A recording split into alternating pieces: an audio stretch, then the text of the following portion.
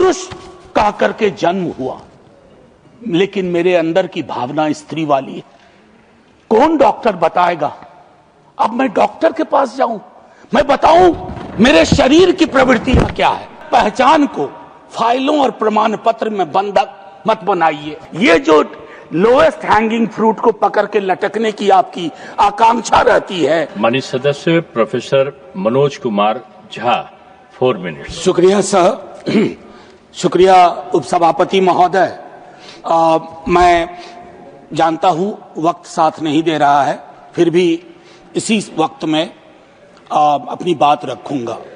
मैं पहले भी सदन में कह चुका हूं माननीय उपसभापति महोदय कि there is a fundamental difference between legislative majority and moral majority. ये सरकार लेजिस्लेटिव मेजॉरिटी को तो मानती है, बिल्स लाती है, मॉरल मेजॉरिटी को लेकर के इनकी सोच मैंने कई सारे बिल्स में देखे हैं। मैं माननीय ईएम साहब को मुस्कुराता देख रहा हूं, विपरीत परिस्थिति में भी उनकी मुस्कुराहट आकर्षक है। माननीय उपसभापति महोदय, हमने कॉलेज के दिनों में पढ़ा, आपने भी पढ़ा होगा, जॉर्ज ऑरवेल, माइकल फुको। इस सरकार ने भले डीकोलोनाइजेशन वगैरह वगैरह अलग बात होती हो, लेकिन बिग ब्रदर इज वॉचिंग से लेकर के विजिबिलिटी इज ए ट्रैप, इसी के बीच में सारे अधिनियम, सारे बिल्स आते हैं। माननीय उपसभापति महोदय, आज मैं इस सदन के अंदर एक कन्फेशन के साथ, हम में से कई लोग ट्रांसजेंडर कम्युनिटी के लेकर के अपने पूर्वाग्रहों से ग्रसित हैं।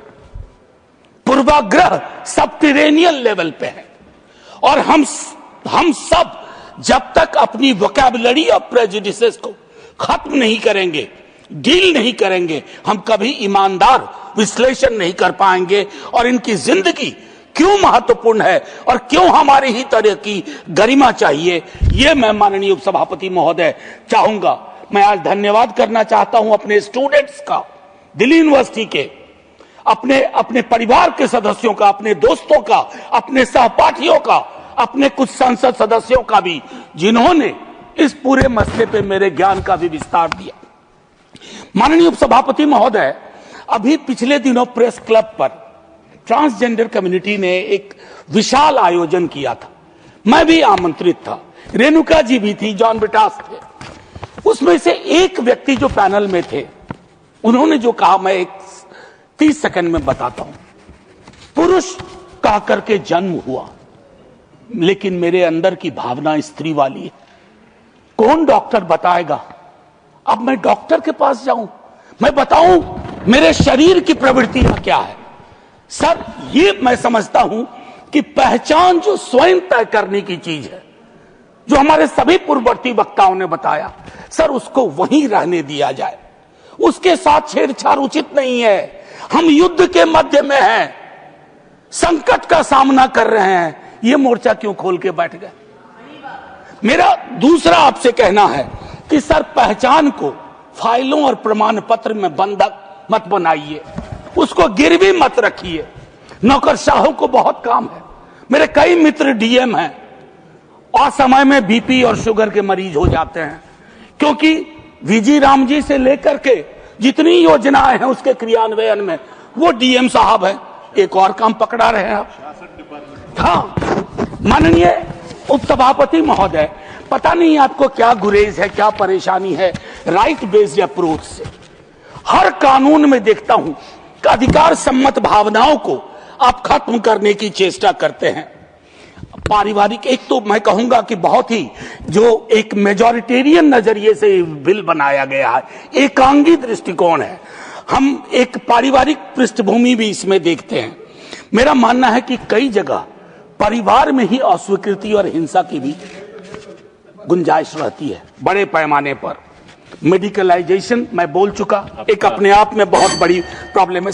30-40 सेकंड लूंगा और मैं वही तर्क दूंगा सर कि जो लोग यहां नहीं हैं, हम उनके बारे में कानून बना रहे हैं और वो स्टेक होल्डर भी नहीं, स्टेक होल्डर डिस्कशन भी नहीं हुआ, कंसल्टेशन नहीं हुआ।